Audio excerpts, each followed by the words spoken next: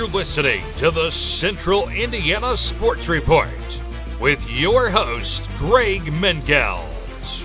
Welcome back to the Central Indiana Sports Report. Eric and Ryan Robinson here to talk about the college football playoff bracket reveal. We are using new software, so hopefully it all works out well. But welcome, guys.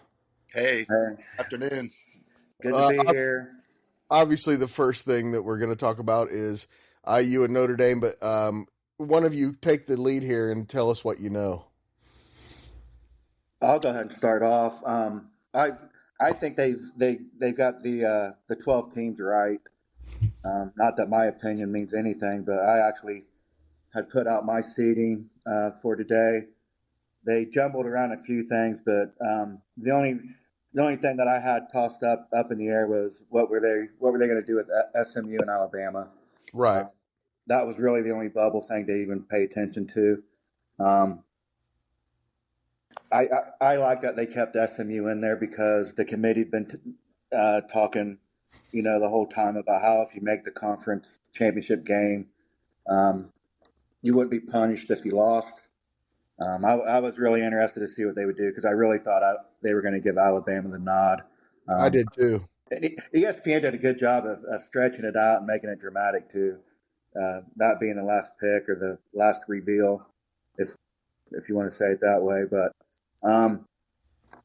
my initial thing is, okay, let's go. They got it right. We can talk about teams and matchups after a minute. If Ryan wants to go ahead and talk. Well, before we went on there, I was telling Greg I think Notre Dame got kind of homered a little bit. But, if you just sit back and think about what the committees told us each week, they did exactly what they said they were going to do. And Notre Dame last week sitting there in the fifth spot, and then they get bounced 2 spots by 2 teams that lost in the conference title game. So they didn't punish those teams like they said they were not going to do. They were rewarding them for making that game. So that bumps Notre Dame 2 spots. But, hey, you know what? As a Notre Dame fan, we knew that.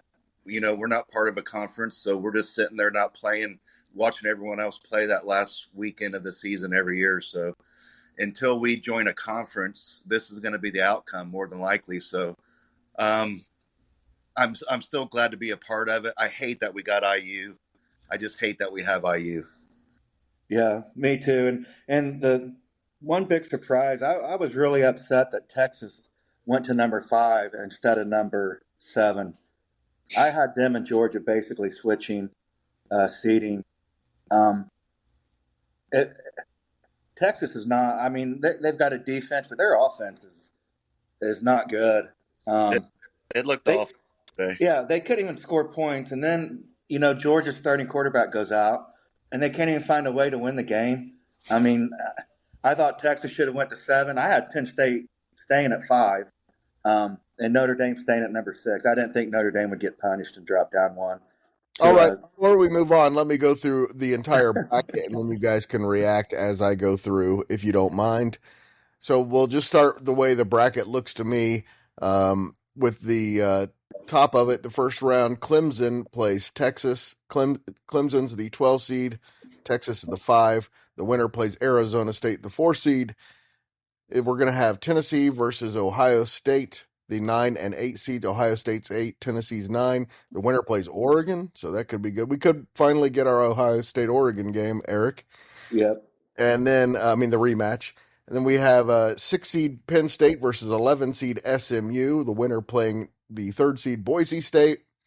And finally, Indiana, the 10th seed versus Notre Dame, the 7th seed, with the winner playing against Georgia. The semifinals are Oregon, Arizona State, that bracket, versus the Boise State, Georgia bracket. So, thoughts overall, guys? Well, I'm on the Clemson train as of now.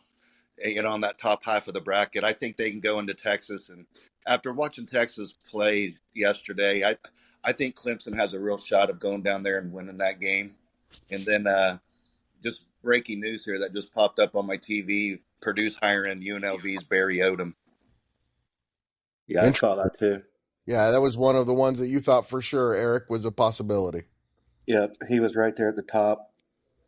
You think Clemson has a chance in Austin, Eric? I think they do. Klubnik's playing really well at quarterback for Clemson.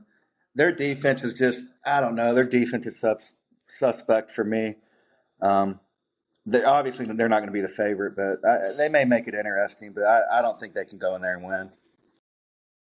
All right, guys. So let's just let's talk about the next one then. Tennessee, Ohio State.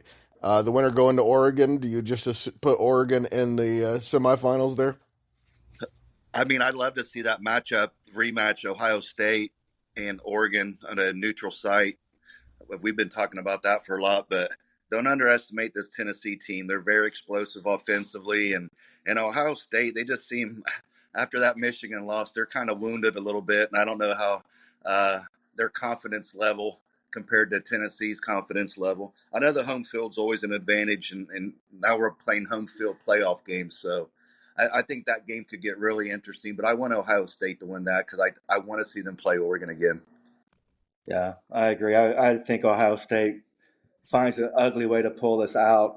Although they do, I've lost a lot of faith in them. I still can't believe Michigan went in there and beat them the way they beat them. But I do. I'm rooting for the matchup. Definitely Oregon, Ohio State, because I've said all year that those are the best two teams in the country. You still don't think that though, do you? I think Oregon is. Right, but definitely not. No, I'm not so sure. Arizona State may not be the number 2. They looked really good yesterday. Yes, they did. That first drive, I thought, oh, they're kind of getting pushed around, and not only were they the better team the rest of the night, they made some great adjustments. That's clearly a very good coaching staff. Yeah, that coach has done well no matter where he's been, primarily as a coordinator with it was Oregon, and then he was on another really good staff too before getting the head coaching job at Arizona State. So then we'll move down to the bottom half of the bracket. SMU, Penn State should be a good one. Then the winner plays Boise State. Thoughts on that bracket?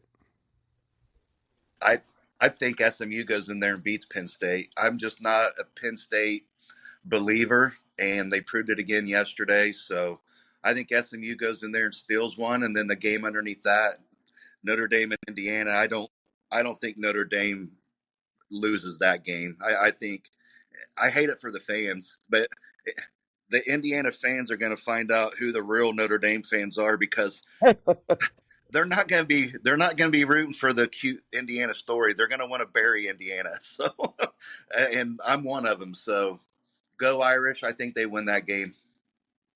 Well, I disagree on Penn State. I think SMU, I don't think any way they go in there and beat Penn State. You look at what the offense did last night against Oregon, putting up 250 yards passing and the points they put up on Oregon. I thought SMU was a letdown, came out really flat last night against Clemson. I don't think Penn State has any trouble with SMU. Yeah, but I agree with you on the Notre Dame IU game. I think Notre Dame will manhandle IU. That's something I would have not have said prior to the Indiana-Ohio State game. But you looked at the IU team that went into Columbus. I mean, they didn't belong there. They're not ready yet. They've had a great year and good for them, but no way Notre Dame has any trouble with them. I don't think Georgia's as good as they're being made to seem. I know that they beat Texas twice, and that's good, but I like Indiana or Notre Dame's chances coming out of that game.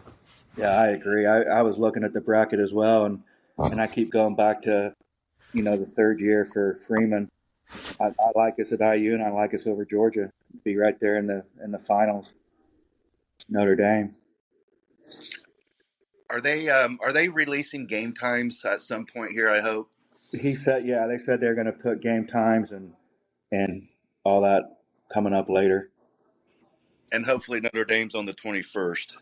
It should be because the 5-12 should be the Friday night game. Okay, that's what I was hoping for. Which would be Texas and Clemson. Yeah. And those are four really good quarterfinal games. The way first round games, the way they've set this up, this tournament, I think they've done a really good job with it. It took them so long to get here, but this is a fun field. Yeah, it's made the whole season fun. So, and I don't know when the next is it 2026 or 7 where they're going to expand further. No, they haven't agreed to expand anything. Right, but they're going to look at it again in a couple of years. And Correct. my guess is they will go to 16. Eventually, they'll go to 24, like every other division in the NCAA. Right, but I think one thing they need to change ASAP is the top 4 buys. I mean, you can't have the number 12 and the number 9 team in the country getting first round buys. I totally disagree with that. I Yeah, I do. mean, I think I that's like the first things they tweak. I like it this way. I like having those teams 3 and 4. I think it makes things a lot more interesting in the first round for sure, for certain. All right. Anything else, guys, that jumped out to you? No, not so much for me. I'm just, like I said, going back to the SMU Alabama. I'm really. I think what I would like to know to be a little fly on the wall in the hotel room with the committee. I just wonder if Texas only going to 5 was a pawn to keep SMU in there over Alabama. If that was a way to try to weigh out the SEC um, bias, if that was a discussion that was had in that room, because to me Texas should have went to 7. I think it's the right thing. Alabama's had their chance to prove themselves against these teams, and they haven't fared well. So give SMU their chance to fare against the Big Ten, the SEC, and all that. So I like the way that they've done it. Last thoughts, guys, before we go. Well, I just thought worst case scenario Notre Dame would be a 6. I Yeah. didn't think they would drop to 7, but it is what it is. And I mean, we wanted more teams in the playoff. I wanted Notre Dame in the playoffs, so I I'm just going to roll with it, and I can't wait to start watching the games. And having Notre Dame and Indiana would have been better to have them in the opposite sides of the bracket for certain, but having both of them in the first playoff ever, that's a really cool thing for fans around here. And yeah, and Brayton already looked at tickets as soon as Indiana got put on the screen. They're like $800 to $1,000, Yeah. Tell him to get 2 of them. maybe 3. And college football could have been doing this for the last 30 years. No idea why they haven't been, but Can you at imagine? least here now. Can you imagine the revenue? That's what I've been saying. Everyone's been saying, "Oh, well, they've got the bowl games. You can't." The playoffs are going to make so much more money than the bowl games ever could. Yeah, and I like the campaign last night. I saw a commercial. I don't know if it was Dr. Pepper with Yeah, Fansville, where yeah, they're calling it playoff-uary. It's the whole yeah. playoff.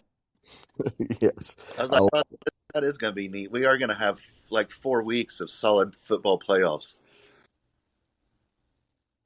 All right, guys. Thank you so much, and we will talk sometime early this week about the matchups and break them down and make our predictions and have more on Notre Dame and IU. Thanks again to Eric and Ryan Robinson for joining the Central Indiana Sports Report and talking some college football. Thank you to Susie for helping us use the new app and figure out how to download it and all that stuff. That's what she do. She do. And thanks to you for listening. Please go right now, like, subscribe, or follow us at SoundCloud, Spotify, Apple Podcasts, or Amazon Music, or now at YouTube. Just search Central Indiana Sports Report so you don't miss a single segment. Also, we are growing very fast. We'd like to grow even faster, so please tell a friend. Send this very podcast. Send this to all the people you know who like college football, and we would be very appreciative of that.